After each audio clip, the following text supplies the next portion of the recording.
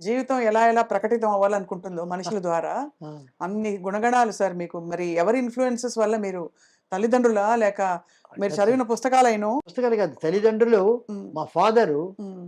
ఇద్దరు. మా father, mother. Father చాలా సెన్స్ ఆఫ్ హ్యూమర్.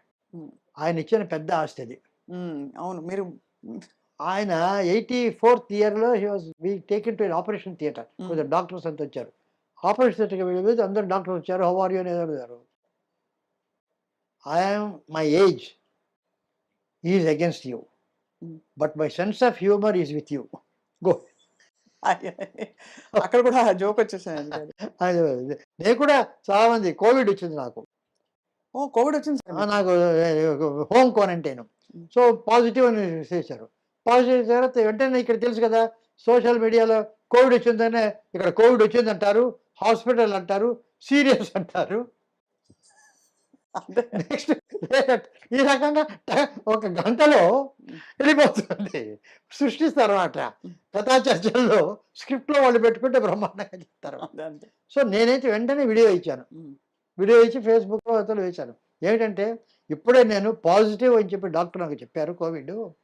నేను అడిగాను డాక్టర్ నేను చిన్నప్పటి నుంచి పాజిటివ్. ఇప్పుడు కొత్తగా పాజిటివ్ అంటున్నారేంటి? I am always positive. అంతే. Why are you talking positive అని ఇచ్చాను. దే ఆర్ ఆల్ ఇదేంటి ఇట్ట మాట్లాడుతుంటే కూడా ఎవరో జాగ్రత్తగా I gave that. So, it was a sir మీ సినిమాలు ఎన్ని సినిమాలున్నా కూడా కొన్ని మైల్ స్టోన్ ఫిల్మ్స్ అన్ని అవి గుర్తుండిపోయిన సినిమాలు ఎప్పటికి నిలిచిపోతాయి. బికాజ్ ఫస్ట్ టైమ్ అలాంటి సాహసం ప్రయోగం చేశారు. 'అపూర్వ సోదరులు' కావచ్చు, అవునవునవును. లేకపోతే మన 'పుష్పక్' ఆఫ్ కోర్స్ 'పుష్పక విమానం' అది చెప్పక్కర్లేదు ఇంకా మాటే చెప్పక్కర్లేదు దాని గురించి. అవును. అలాగే 'మైకేల్ మదన్ కామరాజు' ఇంకా అసలు ఒకటి కాదు అన్నీ, అన్నీ కూడా 'ఆదిత్య 369' అయితే మై ఆల్ టైమ్ ఫేవరెట్. అవును. ఆ 'కృష్ణదేవరాయలు' ఆ అవును. పాటలు అది ఇది. ఇవన్నీ ఈ బీజ రూపంలో స్ఫురణ ఎక్కడి నుంచి వస్తుంది మీకు? అంటే అది కథ అప్పుడప్పుడు తీసుకొని మీరు అల్లేస్తారా స్క్రీన్ ప్లే? అంతే అంతే అది ముందరే వస్తుంది. మెయిన్ ఐడియా గనక ఈ రకంగా చేయాలనుకుంటే, దానికి అట్లా అట్లా అల్లుకుంటూ, అల్లుకుంటూ, అల్లుకుంటూ పోవడమే. అది వస్తుంది. హ్మ్. అది ఒక either you call it a gift or a god given or నేను ఇందాకే చెప్పానే ఆల్ ఆర్డైన్డ్ అని. హ్మ్. అదే. అదే. ఈ అవును. ఆల్ టైంలో ఆర్డైన్డ్. అది వస్తుంది గనక అది వస్తుంది. ఆ! లేకపోతే రాదు. హ్మ్. సో, వస్తుంది. అదేదో అదృష్టం. అది హ్మ్. నేను కూర్చుంటే వస్తుంది. హ్మ్. డిస్కషన్‌లో బాగొస్తుంది. హ్మ్. మీకెవరు రాసి అంటే ఎవరన్నా డైలాగులు రాసి పెట్టేవారా మీకు అదే. అందులో? అదే. నేను ముందే ఎర్లీ‌గా రాసాను. ఇప్పుడు నాకేమిటంటే మోర్ విజువల్‌ది. అవును. The written thing is very less. ఆ! నా పిక్చర్స్ అంతా కూడా I do not believe in dialogue అదంతా కూడా ఏమంటే ఒరిజినల్ సినిమాలు పురాణాల నుంచి వచ్చేది. ఫోటోగ్రాఫ్డ్ స్టేజ్ ప్లేస్ అవన్నీను. అవును. డైలాగ్ లేకుండా నడవదు. తెలవదు. నేను 'నీతి తెలుగు' పిక్చర్ అందులో ఎక్కువ విజువల్స్ ఎక్కువ. మీ ఫస్ట్ పిక్చర్ కదా మా సార్ ఫస్ట్ తెలుగులో. పిక్చరు అవును. పెద్ద ఫ్లాపు. ఆ! ఎంత బాగా చెప్తున్నారు సార్. Super duper. అది ఎటువంటి పిక్చర్ అంటే 'నీతి జయసూచి' బాపు గారు అంతా ఎవరి డైరెక్టర్, ఎవరి సంగీతం శ్రీనివాసన్ వెతికాడాయన. విశాఖపట్నంకి రాశాడు. హ్మ్. You don't miss something different అని చెప్పి. తర్వాత గుమ్మడి వెంకటేశ్వరరావు. మరి ఫ్లాప్ అని ఎలా అన్నారు సార్? పిక్చర్ రిలీజ్ చేశారు. వీళ్ళంతా వచ్చారు కదా! అప్పుడే సందేహం వచ్చింది. ఈ బాపు గారు ఎప్పుడు ఇంత బాగుందన్నారు. నాకేదో సందేహం వచ్చింది. పిక్చర్ అయింది. అదే బాపు గారికి అదే అయితే. బాపు గారు 'సీతా కళ్యాణ్' తీశారు. ముత్యాల ముగ్గు అది ప్రతి పిక్చర్ నన్ను పిలిచి పక్కన కూర్చోబెట్టుకొని ఆయన చూస్తారు చాలా క్లోజ్. ఆయన దానికి పిలిచాడు. 'సీతా కళ్యాణం.' నేను చెప్పాను ఇది జనవరి 1 రిలీజ్ చేస్తే డిసెంబర్ 31 వరకు రన్ అవుతుంది. ముత్యాల ముగ్గు అప్పుడు మేము ప్రే చేసాం ఇది ఉండాలని. ఇది కథ కాదు. ఇది ఏ ప్రేయర్ అక్కర్లే ఉందని చెప్పన్నారు. గుమ్మడి వెంకటేశ్వరరావు గారు ఆ పిక్చర్‌ని ఏదో కృష్ణా డిస్ట్రిక్ట్ ఏదో కొన్నారు. హ్మ్. హ్మ్. నేను పిక్చర్ చూసి ఈ మాట అన్నాను. ఎవరో ఆయన చెప్పారు గుమ్మడి వెంకటేశ్వరరావు. సంగీతం శ్రీనివాసరావు చెప్పారట ఈ రకంగా 1 ఇయర్ ఆడుతుందట. సంగీతం సార్ నిజంగా చెప్పారా? నిజంగా చెప్పారా? సార్లు అడిగి ఎవరినో పిలిచి చంపేసారు. ఓహ్! మీరు చెప్పారు కాబట్టి. అంటే మేము అదే మీరంతా మీ ఆలోచన. రాజులు ఆహా! ఈళ్ళు చెప్పారా బాగుందని. అయితే అంతే. సుమారుగా ఉందంటే దాని హిట్టే వేరు. అవును. అవును. అది సూపర్ హిట్. అదేం పిక్చర్ అన్నామనుకోండి. అబ్బబ్బబ్బా! అదేం పిక్చర్ అన్నారు. అది. అటువంటి సినిమా. ఆ రకంగా జరిగింది. సార్ రాగానే మెట్ల మీద గోడ మీద ఉమ్. ఆ, అపూర్వ సంగీతం అవును, కమల్ హాసన్ గారు మీకు అవును. ఇచ్చినది ఏమిటి సార్ మీ ఇద్దరి బాండింగ్? అది మేము మమ్మల్ని గురించి మేమే నవ్వుకుంటాం. Laugh at our selves. ఒక మంచి బాండింగ్ ఉండింది.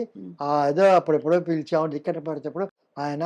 తర్వాత మంచి పిక్చర్ చేయడం అక్కడి నుంచి వరుసగా సొమ్ము ఒకటితో స్టార్ట్ చేసి వరుసగా వచ్చాం.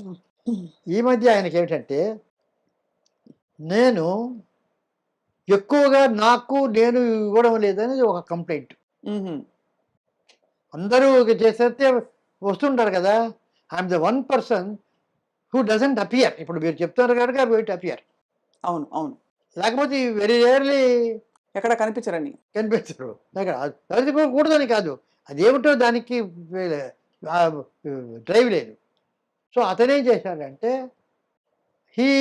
నన్ను రమ్మండి చేద్దామంటే నేను ఆ సుముఖత ఏదో బర్త్డే పిలుస్తారు, అంత 8 గంటల 9 గంటలకి నేను వస్తాను వెళ్ళిపోతాను. ఇటువంటివి కొన్ని అన్నిటికీ వెళ్ళరు, మీరు mingle అవ్వరు. వెళ్ళదు అది గారు. సో ఆయన ఒక సెలబ్రేట్ చేశాడు 4 నా సినిమాలు. అమావాస్య చంద్రుడు ఒకటి, రాజపార్వేది, పుష్పక విమానం, తర్వాత అపూర్వ సోదరు, విచిత్ర సోదరులు, బొంబాయి ఎక్స్ప్రెస్. ఈ 4 సినిమాల ఫెస్టివల్స్ ఆ ఎన్ఎండిసి థియేటర్లో వేసి 3 గంటల నుంచి 6 గంటలకు. 6 గంటలకి ఏంటంటే ఇప్పుడు మణిరత్న అంటే, ఇళయరాజా అంటే, పిసి శ్రీరాము, ఏఆర్ రెహమాన్ వీళ్ళందరూ ఒక్కొక్క రోజు పిలిచి, మన నాగశ్విన్, అమల అందరూ వచ్చారు. వచ్చి ఒక్కొక్కరు వాళ్ళు నన్ను ఇంటర్వ్యూ చేయడం, అంటే క్వశ్చన్స్ అడగడం, నేను వాళ్ళకి చెప్పడం. నేను సెంటర్స్ నాకు ఒక వేరే డైరెక్టర్స్ పేరు వేసి వాళ్ళు చెప్పడం, కమల్ హాసన్ రావడం. ఇది ఒక ఫెస్టివల్ చేసాడు. దానికి అపూర్వ సంగీతం అని పేరు పెట్టాడు. ఓహో, ఆ సిరీస్ తాలూకు పోస్టర్ అది, అదే బ్యాక్ డ్రాప్. అదే ఎలా ఉండింది సార్ మీరు యాజ్ అంటే యాజ్ ఒక ఫిల్మ్ మేకర్గా, డైరెక్టర్గా మీ దృష్టిలో మీరు వర్క్ చేసిన వాళ్ళలో బెస్ట్ యాక్టర్ ఎవరు సార్? అంటే అడగంగానే పట్టేసి ఇప్పుడు అడగానే పట్టేసాలన్న నియమం లేదు. గంట అయిన తర్వాత పట్టినా ఓకే, పట్టాలి, ఇప్పుడు పట్టాలి అంతే కదా. ఇప్పుడు one of the finest actors అందరూ, కమల్ హాసన్ మొదలుకొని, రాజ్ కుమార్ గారు మొదలుకొని, ఎస్వి రంగారావు మొదలుకొని, నాగేశ్వరరావు, రామారావు, అందరూ there genius in their own way. SV Rangarao గారు మాయాబజార్లో ఒక స్క్రిప్ట్, ఘటోద్గజుడు వస్తాడు శశేఖర్ రూమ్లోకి తీసుకెళ్ళడానికి. అలా వెళ్ళి long shot of Ghatotkacha entering from left of the camera and stands before Sasireka's cart and sees. Cut. Low angle, close shot of Ghatotkacha seeing happily. ఇది shot, అది తీయాలి. సో నేను వెనక కూర్చున్నాను. అక్కడ ఘటోద్గజుడు వెంకటేశ్వర గారు, కేవీ రెడ్డి గారు కూర్చున్నారు. సార్ ఆయన సార్ అని పిలుస్తారు. ఇప్పుడు క్లోజప్ హ్యాపీ అన్నారు. అది కాదు, హ్యాపీ కాదు, ఆయన వేసి ఆహా నా సోదరునికి తగిన కన్య అని డైలాగ్ ఉంది. నా సోదరునికి తగిన కన్య, ఆ సోదరునికి తగిన కన్య అనే డైలాగ్ చెప్పమన్నారు. నేను నా సోదరునికి తగిన కన్య అని విస్పర్ చెప్పాలా? రాక్షసుణ్ణి ఆహా నా సోదరునికి తగిన కన్య అన్నాడా? ఒక 3-4 విధాలుగా చెప్పి ఏ విధంగా నేను చెప్పాలి? ఇంత గొప్ప క్వశ్చన్ అదే యాక్చువల్లీ. అదే స్టాల్వర్డ్స్ అని అడిగారంటే ఒక్కొక్కరు ఎటువంటి స్టాల్వర్డ్స్ అని చెప్తాను. సో అడిగాడు. అప్పుడు కేవీ రెడ్డి గారు ఆ డైలాగ్ రాసింది మీరు పలకడానికి కాదు, మీ మనస్సులో అనుకోవడానికి అన్నాడు. ఎందుకంటే ఉట్టి హ్యాపీగా చూడమంటే అలా చూసి అందులో అర్థం నా తమ్ముడికి ఎందుకు, నేనే చేసుకోవచ్చు కదా అంటే అనే అర్థం వస్తుంది. ముఖంలో పవిత్రత ఉండదు. పవిత్రత ఉండాలంటే మనస్సులో నువ్వు ఆహా నా తమ్మునికి సరి అయిన కన్య, తగిన కన్య అనుకుంటే mind will reflect the face. గొప్ప.